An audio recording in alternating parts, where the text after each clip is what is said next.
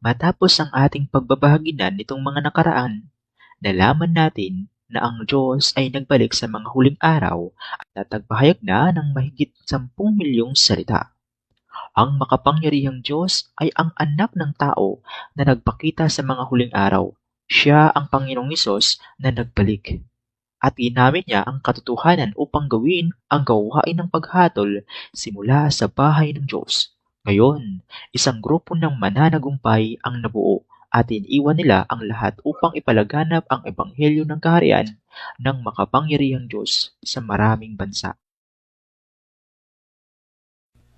Ngayon, aalamin po natin saang bansa nagkatawang tao ang ating makapangyarihang Diyos upang bumuo ng isang grupo ng mananagumpay.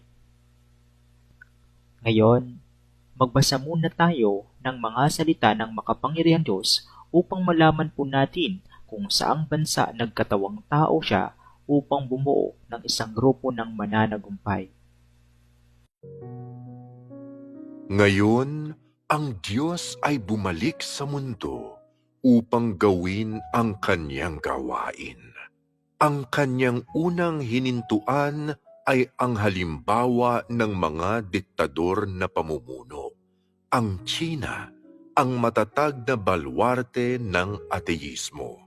Nagkamit ang Diyos ng isang grupo ng mga tao sa pamamagitan ng kanyang karunungan at kapangyarihan. Sa panahong iyon, siya ay tinutugis ng namumunong partido ng Tsina sa lahat ng paraan at sumailalim sa matinding pagdurusa. Walang lugar sa pamamahinga ng kanyang ulo at hindi makahanap ng sisilungan. Sa kabila nito, ipinagpapatuloy pa rin ng Diyos ang gawaing kanyang binabalak. Binibigkas niya ang kanyang tinig at ipinapalaganap ang ebanghelyo. Walang sino man ang makakaarok sa pagkamakapangyarihan sa lahat ng Diyos. Sa Tsina, isang bansa na itinuturing ang Diyos bilang isang kaaway, ang Diyos ay hindi kailanman tumigil sa kanyang gawain.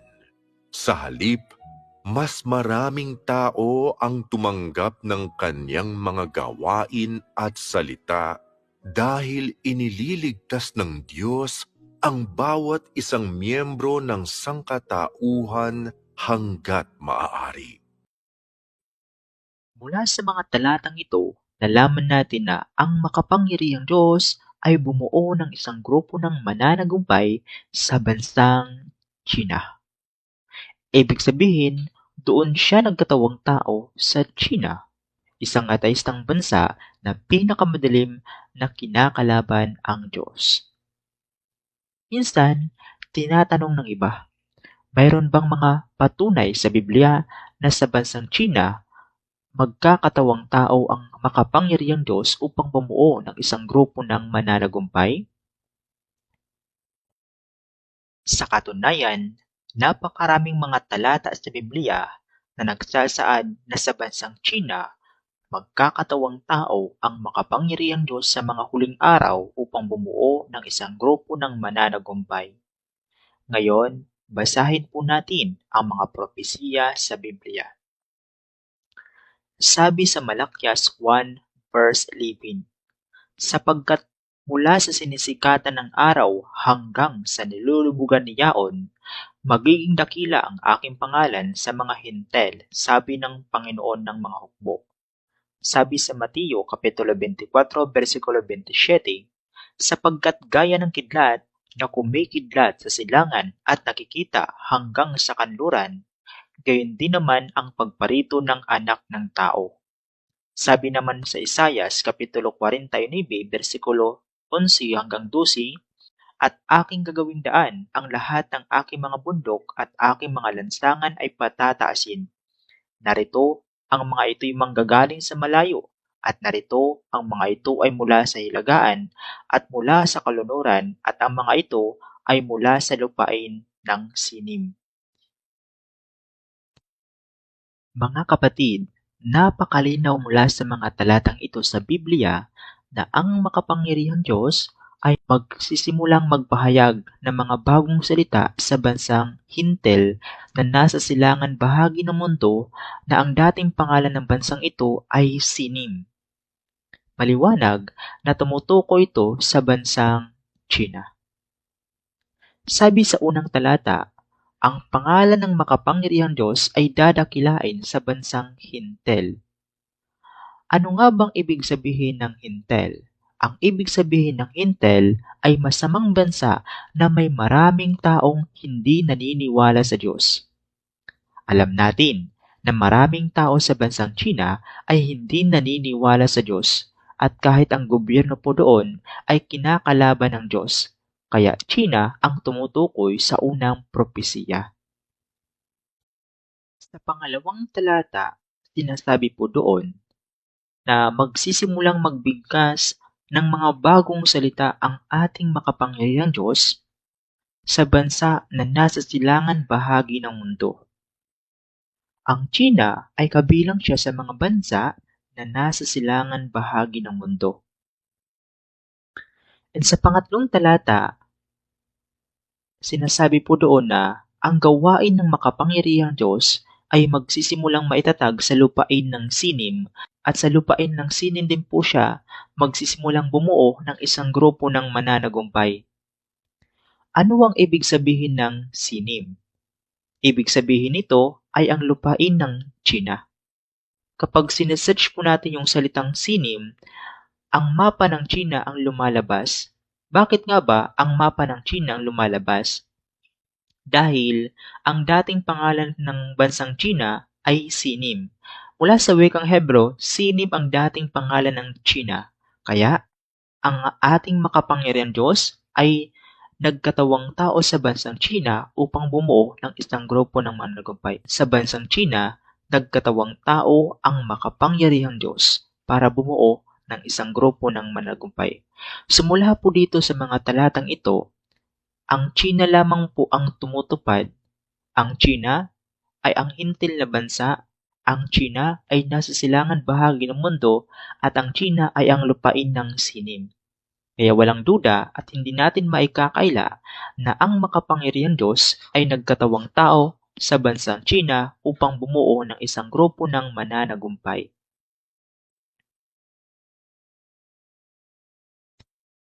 Saang bansa nagkatawang tao ang makapangyarihang Diyos sa mga huling araw upang unang bumuo ng isang grupo ng mananagumpay? Amen! Wow! Mahusay! Sa China nagkatawang tao ang ating makapangyarihang Diyos upang bumuo ng isang grupo ng mananagumpay. Ito ay lubos na umaayon sa mga propesiya sa Biblia at hindi natin ito maitatanggi. Ngayon, maraming mga kapatid ang magtatanong kung bakit nagkatawang tao ang Diyos at nagpakita siya sa bansang China. Bakit siya gumawa ng isang grupo ng mananagumpay sa China? Tingnan muna natin kung anong uri ng bansa ang bansang China. Ang bansang China ay isang ateistang bansa. Ang CCP ay galit sa Diyos at kinakalaban ng Diyos. Inaalis ng CCP sa China ang paniniwala sa Diyos. Nais nila na pigilan ang mga tao na maniwala sa Diyos.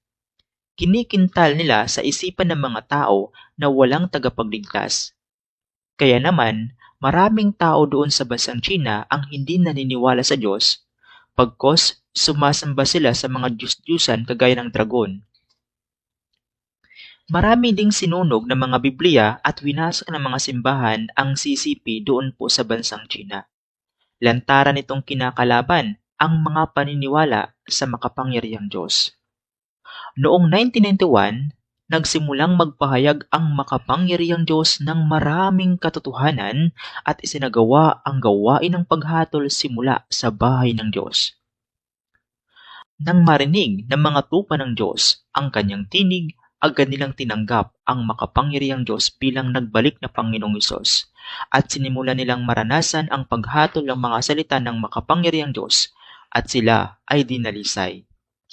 Dahil sa paghatol ng mga salita ng makapangyarihang Diyos, nagkaroon sila ng tunay na pananampalataya sa Kanya at nakipagtulungan sila upang ipalaganap ang mga salita ng makapangyarihang Diyos at mas dumami ang tumanggap sa makapangyarihang Diyos.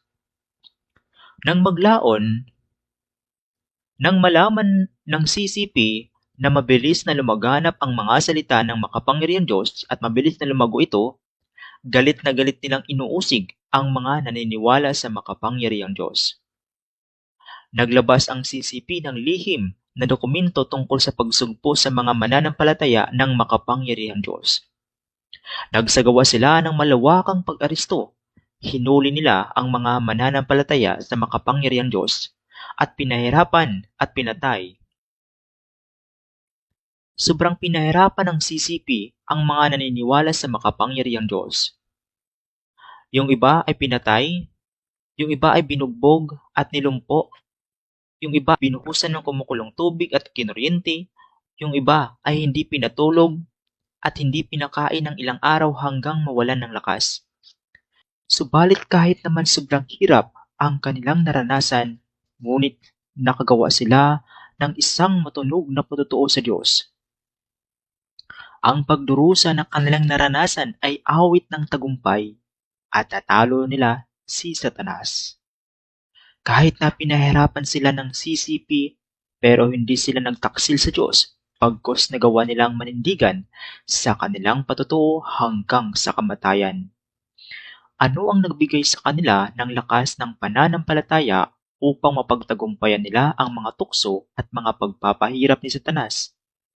Ito ay dahil sa paghatol ng mga salita ng makapangyarihang Diyos. Kailangan lamang marinig ng sangkatauhang ito ang tawag ng lumikha at marinig ang tinig ng lumikha. At tatayo siya at magmamadaling hanapin ang pinagmumulan ng tinig na ito. Kailangan lamang makita ng sangkatauhang ito ang anyo ng lumikha at tatalikuran niya ang lahat para ilaan ang sarili sa Diyos at ibubuwis pa nga ang buhay niya para sa Diyos. Tandaan na dahil sa paghatol ng mga salita ng makapangyarihang Diyos, kaya nila napagtagumpayan ang mga tukso at mga pagpapahirap ni Satanas. Ngayon, basahin natin ang mga salita ng makapangyarihang Diyos. Sabi ng makapangyarihang Diyos, dati ko nang nasabi na natamo mula sa silangan ang isang pangkat ng mga mananagumpay. Ang mananagumpay na nagmumula sa gitna ng malaking kapighatian. Ano ang ibig sabihin ng mga salitang ito? Ang ibig sabihin ng mga ito ay ang mga taong ito na natamo na ay tunay lamang na sumusunod matapos dumaan sa paghatol at pagkastigo, at pakikitungo at pagtatabas, at lahat ng uri ng pagpipino. Hindi malabo at mahirap unawain. Bagkus ay tunay ang paniniwala ng mga ganoong tao. Hindi pa sila nakakakita ng anumang mga tanda at kababalaghan o anumang mga himala. Hindi sila nagsasalita ng malalabong salita at doktrina o malalalim na kabatiran. Sa halip, meron silang realidad at mga salita ng Diyos at isang tunay na kaalaman sa realidad ng Diyos. Ang ganoon bang grupo ay walang higit na kakayahang gawing malinaw ang kapangyarihan ng Diyos? Sabi ng makapangyarihang Diyos, yaong mga tinutukoy ng Diyos na mga mananagumpay ay yaong mga nagagawa pang tumayong saksi at mapanatili ang kanilang tiwala at katapatan sa Diyos kapag nasa ilalim sila ng impluensya ni Satanas at nilulusob ni Satanas. Ibig sabihin, kapag nasa gitna sila ng mga pwersa ng kadiliman, kung nagagawa mo pa ring mapanatili ng isang dalisay na puso sa harap ng Diyos at ng tunay na pagmamahal para sa Diyos, anuman ang mangyari, ikaw ay tumatayong saksi sa harap ng Diyos, at ito ang tinutukoy ng Diyos na pagiging isang mananagumpay. Sabi ng makapangyarihang Diyos, ang mga ginagawang ganap bago ang sakuna ay nagpapasakop sa Diyos. Nabubuhay silang umaasa kay Kristo, sumasaksi sila sa Kanya at dinadakila nila siya. Sila ang matagumpay na mga anak na lalaki at mabubuting mga kawal ni Kristo. Paano ipinangaral ng mga mananagumpay nito ang ebanghelyo at nagpatotoo sa Diyos? Ano ang mga pagpapamalas ng kanilang pagkamatapat kay Kristo hanggang kamatayan? Mga katunayan at datos sa pag-uusig. Ayon sa hindi kumpletong istatistika, mula noong 2012 hanggang 2023, inaresto at inusig ng CCP at pinatay mahigit sa 260. Iniwang may kapansanan o may pangmatagalang epekto dahil sa pagpapahirap, hindi bababa sa 70,000. Inusig at inugis ng CCP at hindi nakauwi mahigit 1,000,000. Ilang tao ang nakapangaral ng ebanghelyo at nagpatotoo sa Diyos matapos makulong at makalaya, halos sa 460,000. Ilang tao ang napilitang tumakas sa iba't ibang bansa upang ipangaral ang ebanghelyo at magpatotoo sa Diyos, halos 20,000. Ayon sa hindi kumpletong istatistika, noong 2023 lamang, hindi bababa sa 12,463 na Kristiyano mula sa Iglesia ng Makapangyarihang Diyos ang inaresto, na kung saan 5,832 ang sumailalim sa iba't ibang anyo ng pagpapahirap o sa pilitang propaganda. Hindi bababa sa 20 Kristiyano ang pinag-usig hanggang kamatayan at hindi bababa sa 2,207 ang nasintensyahan na may 1,094 ang nasintensyahan ng 3 taon o higit pa at 124 ang nasintensyahan ng 7 taon o higit pa. Ang pinakamahabang kilalang sentensya ay 12 taon. Ang pinakamahabang sentensya ay 12 taon at 6 na buwan. Ngunit gaano man kalupit ang CCP sa pagsugpo sa gawain ng makapangyarihang Diyos, hindi nito napigilan ang paglaganap ng mga salita ng makapangyarihang Diyos. Patuloy ito na lumawak hindi lamang sa China, kundi umabot ito hanggang sa iba't ibang mga bansa sa buong mundo. Parami ng parami ang gumagawa ng tungkulin para sa pagpapalaganap ng mga salita ng makapangyarihang Diyos. Milyon-milyong tao ang nakatanggap sa pagbabalik ng ating makapangyarihang Diyos at sa kanyang gawain sa mga huling araw. Karamihan sa kanila ay mayroong patotoo ng karanasan kung paano nila napagtagumpayan ang mga tukso, mga pagpapahirap ni Satanas, kung paano sila nakalaya sa kanilang mga tiwaling disposisyon at kung paano sila nabago ng mga paghatol ng mga salita ng makapangyarihang Diyos. Ngayon, panoorin natin ang karanasan ng kapatid na nakaranas ng pag-uusig, pagpapahirap ng CCP, gayunpaman, sa kabila ng mga pagtitiis ng paghihirap, hindi siya tumalikod sa Diyos. Sa halip, nanindigan siya sa kanyang patotoo sa Diyos at tinalo niya si Satanas.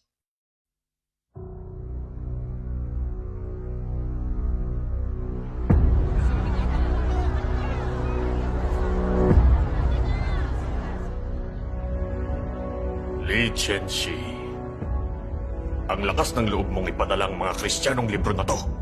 Sinusubukan namin maging mabubuting tao sa tamang landas. Ba't di na lang kami hayaan ng gobyerno? Sabihin mo kung saan galing Illegal ang sa mga China libro ang mo. anumang tinututulan ng Partido Komunista. Yun ang polisiya nun. Yun ang batas. Puisit!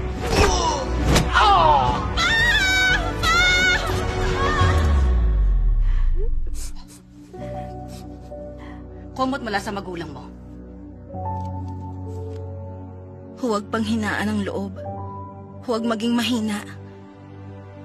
Gagawin kong malinaw ang lahat para sa'yo. Ang daan patungo sa kaharian ay hindi ganun kadali. Naniniwala ako sa tunay na Diyos at kahit kailan, di ko siya ipagkakanulo. Nasaan ang anak mo? Patay na ang anak mo. Ano pong problema kay Mama?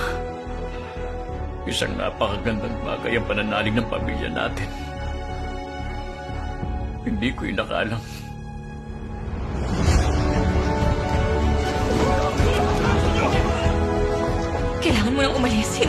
Sir Kit, yung iba pa. Si Sister Yoling, binugbog ng pulis hanggang sa mamatay. Sa China, ang pagsunod sa party ang tanging paraan para mabuhay. Ang pananalig sa Diyos, hindi mo yun dapat gawin.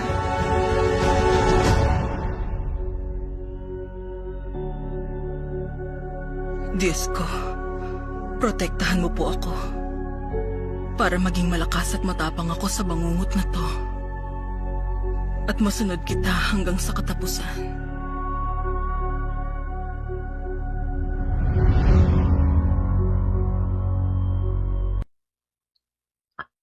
Alam mo ba kung ano ang nagbigay sa mga taong ito ng napakalaking lakas na magbigay ng gayong mga patotoo na nagpapahintulot sa kanila na kusang isuko ang lahat, maging ang kanilang buhay sa halip na ipagkanulo ang Diyos at patuloy pa rin sa pagpapalaganap ng Ebanghelyo? Pakiusap, protektahan mo po ako. Kapag handang isakripisyo ng mga tao ang kanilang mga buhay, ang lahat ng bagay ay nagiging walang halaga. At walang makagagapi sa kanila. Ano ang maaaring maging higit na mahalaga kaysa buhay? Huwag panghinaan ang loob. Huwag maging mahina. Gagawin kong malinaw ang lahat para sa'yo. Ang daan patungo sa kaharian ay hindi ganun kadali. At sinabi niya, ang pwersa ng buhay ng Diyos ay mananaig sa kapangyarihan. Nahihigitan ng alinmang kapangyarihan. Ang kanyang buhay ay walang hanggan. Ang kanyang kapangyarihan ay pambihira. At ang kanyang pwersa ng buhay ay hindi madaling madaig ng kahit na anong nilalang o pwersa ng kaaway. Ang salita ng Diyos ay ang katotohanan. Ito ang liwanag. Sa tulong nito, madadaig ng tao ang pwersa ng... Sa totoo lang, ang mga salitang paghatol na ipinahayag ng makapangyarihang Diyos sa mga huling araw ang paulit-ulit na nagpasigla sa kanila na umakay sa kanila na madaig ang malupit na pag-uusig ni Satanas. Ang mga salita ng makapangyarihang Diyos ang nagbigay sa kanilang ng pananampalataya at kanilang buhay. Kaya mga kapatid, ano ang resultang nakamit ng gawain ng Diyos sa bansang China? Amen. Nakabuo siya ng isang grupo ng mananagumpay. Yun lamang po mga kapatid ang ating talakayan ngayong araw. Salamat!